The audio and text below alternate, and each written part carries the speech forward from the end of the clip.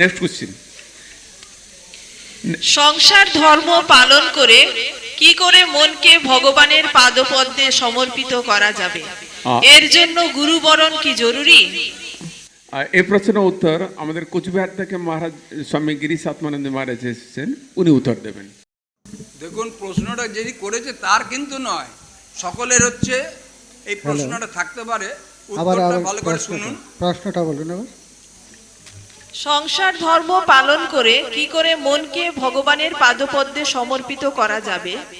এর জন্য গুরুবরণ কি জরুরি? খুব ভালো এটা একটা খুব কে করলেন, কে ভালো প্রশ্ন। একটু দেখি তাকে। এটা এখন তো সংসারই প্রবেশ করেনি। এটা হ্যাঁ, যাই হোক, এটা নিয়ে একটু আলোচনা আগে করেছি, কিন্তু আজ এখনকার পরিপ্রেক্ষিতে এখন তো স্বামীজির কথা হচ্ছে যুব দিবস।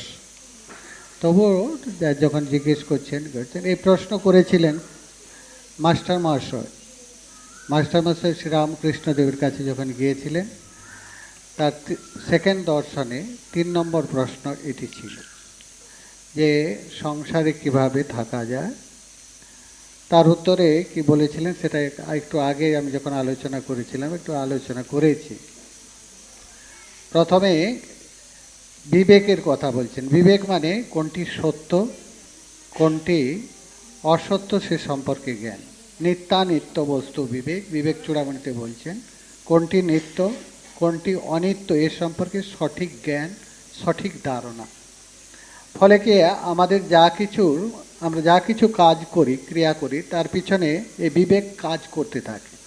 আজকে আপনারা এখানে এসছেন, অনেকেই আশেপাশে আসেননি, কিন্তু আপনাদের বিবেক আপনাকে সেইভাবে উদ্বুদ্ধ করেছেন যে না, এরকম যাওয়া দরকার, এর প্রয়োজন আছে আমার। নিত্যানিত্য বস্তু বিবেক, কোনটি ঠিক কোনটি ঠিক নয় সে সম্পর্কে সঠিক ধারণা। দ্বিতীয় কি বলেছিলেন? সৎসঙ্গ, সাধুসঙ্গ। শ্রীরামকৃষ্ণতে বারে বারে এর উপর জোর দিচ্ছেন। আজকে সন্ধেবেলা যে আলোচনা আছে তখন আমি এ বিষয়ে আলোচনা করব। সৎসঙ্গের কথা ঠাকুর বারে বারে বলছেন, সাধুসঙ্গ। কারণ কি, এই যে আজকে আসেন অনেক কিছু শিখলেন, মহারাজ কত সুন্দর সুন্দর কথা বললেন, কত আলোচনা করলেন, অন্যান্য মহারাজরাও আলোচনা করেছেন। এর দ্বারা আমরা উদ্বুদ্ধ হব। আজকে যে শিক্ষার বিষয়ে আমরা আলোচনা করেছি, আমরা যদি দেখি স্বামীজির কথা, স্বামীজির দৃষ্টিভঙ্গি হচ্ছে বৈদান্তিক দৃষ্টিভঙ্গি। স্বামীজি বলছেন বেদান্ত হচ্ছে ভবিষ্যৎ প্রজন্মের ধর্ম, এবং স্বামীজি বলেছেন শ্রীরামকৃষ্ণ দেব হচ্ছেন অবতার, এবার কেন্দ্র শ্রীরামকৃষ্ণ। এই সমস্ত কথার পিছনে আছে বৈদান্তিক দৃষ্টিভঙ্গি। বৈদান্তিক, এই জন্য স্বামীজি চেয়েছিলেন বেদান্তের প্রচার। স্বামীজি তার শিষ্যকে বলেছিলেন যে কি বলেছিলেন যে বেদান্তটা কঠোপনিষদে কণ্ঠস্থ কর। এইভাবে সংসারীদের ক্ষেত্রেও ওই দৃষ্টিভঙ্গিতে আমরা যদি সংসারটা করি, এর দ্বারা কি হয়? আমরাই উপকৃত হই। ঠাকুর সৎসঙ্গের কথা বলছেন, তারপর বলছেন ঝড়ের এঁটো পাতার মতো থাক। ঝড়ের এঁটো পাতা মানে সেখানে শরণাগতির কথা বলছেন।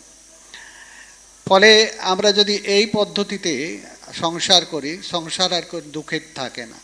এই জন্য বুদ্ধদেব বলছেন অথাগারং দুচ্ছন্নং বুট্ঠি সমতি বিজ্জতি।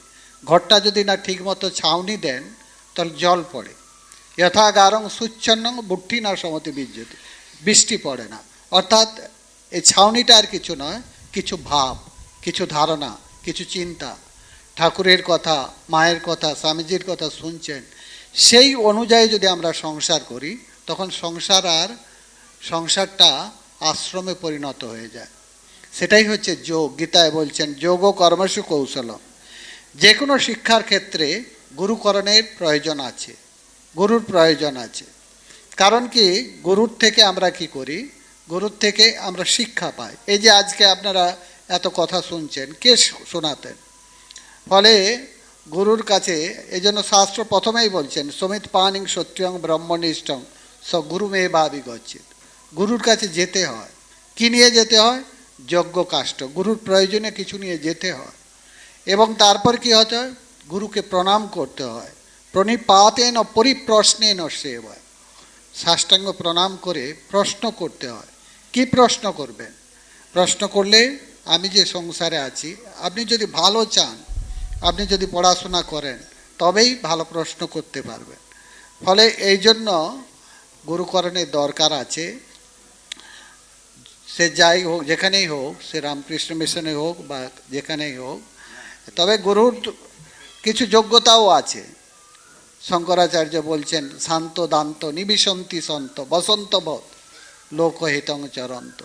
তিনি হবেন শান্ত, যিনি ইন্দ্রিয় নিগ্রহণ করেছেন, শান্ত দান্ত এবং তিনি কি হবেন? সন্ন্যাসী। আমি যদি সহজভাবে বলি অল্প সময়ের মধ্যে, তিনি সন্ন্যাসী। সন্ন্যাসীর গুরুর কাছে দীক্ষা যদি নেওয়ার সুযোগ থাকে, নেওয়াই ভালো। এই বলে আমি আমার বক্তব্য শেষ করছি। ওম শান্তি।